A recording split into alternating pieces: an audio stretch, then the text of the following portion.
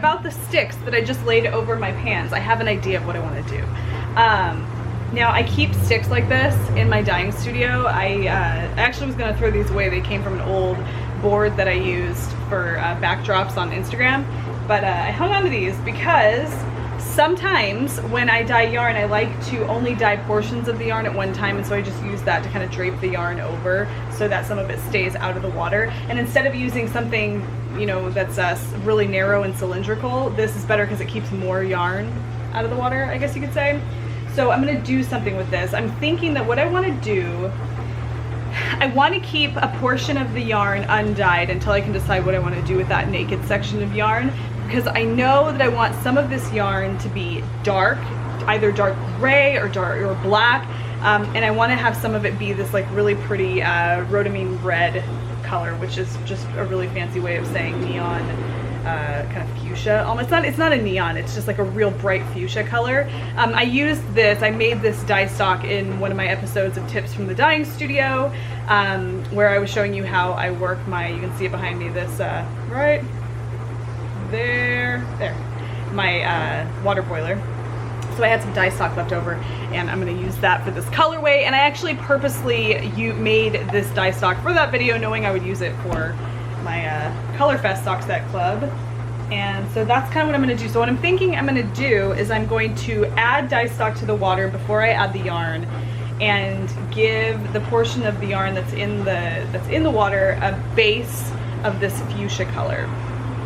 And then where I add my black, I'll just add it, or my dark gray, it would go over the top of that fuchsia color, dye over that color, and it might be kind of beautiful. It might give that fuchsia, it'll cover it mostly in the dark, you know, color, but it might bring out some warm tones, which could be really interesting. So I will have some fuchsia in there, some black, and then some portions of my yarn that are undyed.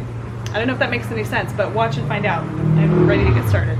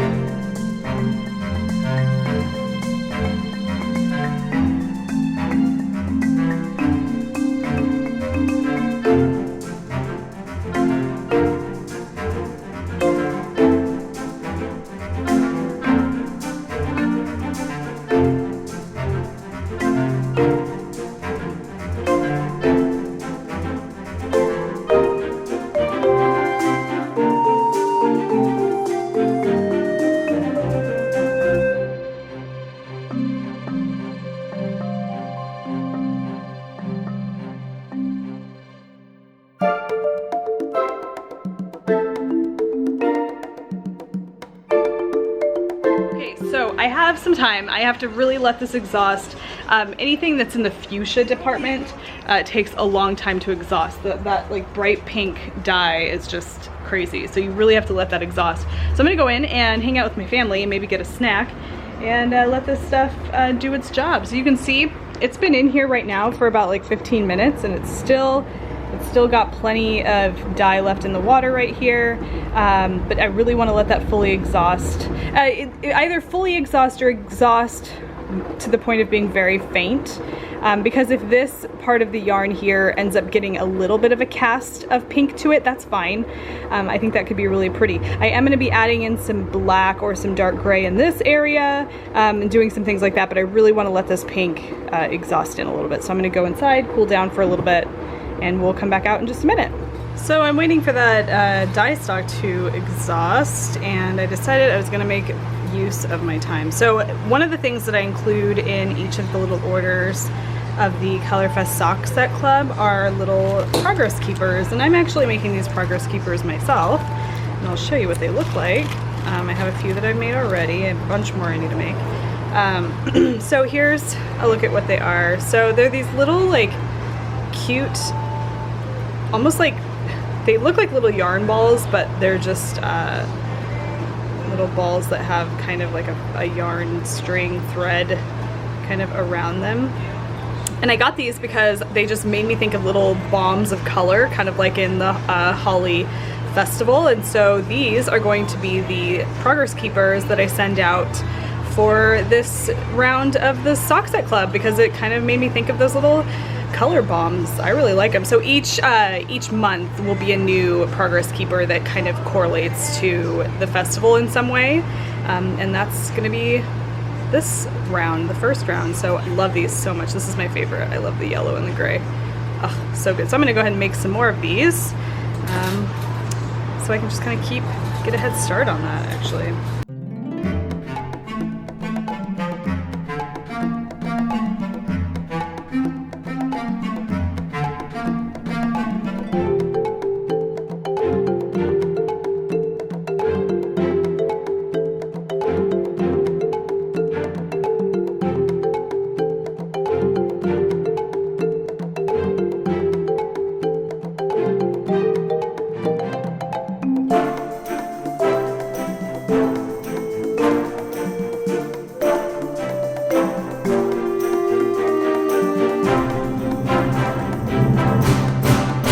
Okay guys, we're back out. It's been quite a while. It's been about 30 minutes. Now, learning experience both for me and for you right now, if this is something that you're gonna, you know, if this is relevant. But you can see that there's still quite a bit of that dye left in there. Now, it always looks like more than it actually is, and I'll show you what I mean by that. So I'm gonna take a little bit here, put it in this clear Pyrex. See, it's actually not quite, there. It's not quite as much as you would think it is. Based on what you're looking at in the pan, only because what's already dyed is casting off into the water, so it makes it look a little bit more saturated.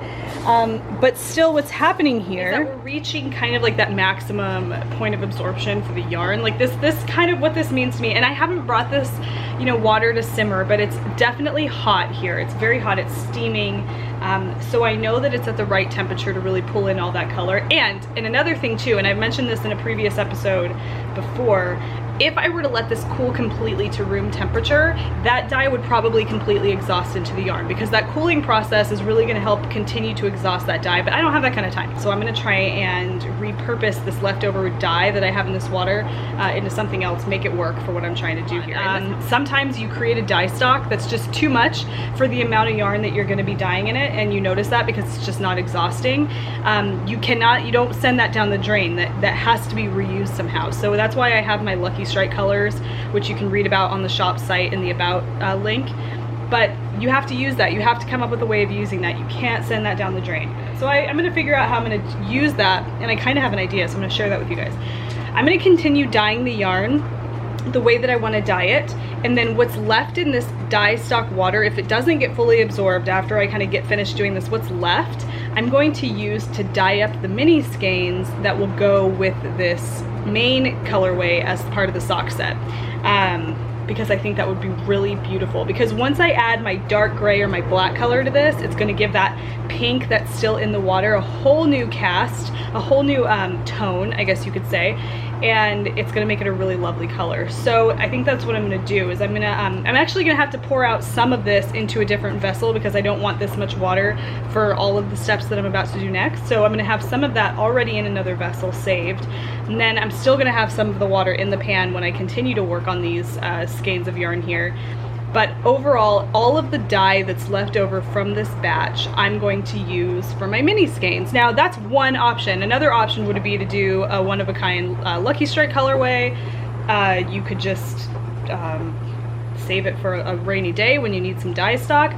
That's just how you have to look at it. So when you have dye stock left over in the pan, like, don't freak out, don't think that you failed. Just make a note of it. If you're trying to create a colorway that's going to be recreatable or reproducible, which this isn't really that. I'm not taking notes on how I'm doing this, because this is just one of a kind. I'm enjoying the process, what have you. But if I were if my goal were to make this a reproducible colorway, I would be taking note. Like, this ratio of dye to water was too much for this many skeins of yarn.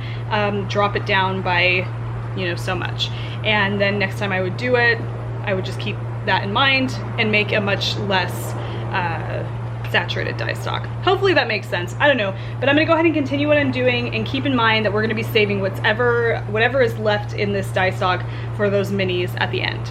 So right now I'm going to use this Pyrex to pull out some of the water that's in my pans, add it to this bucket so I can lessen the amount of water in each of my pans for my next step of the dye process.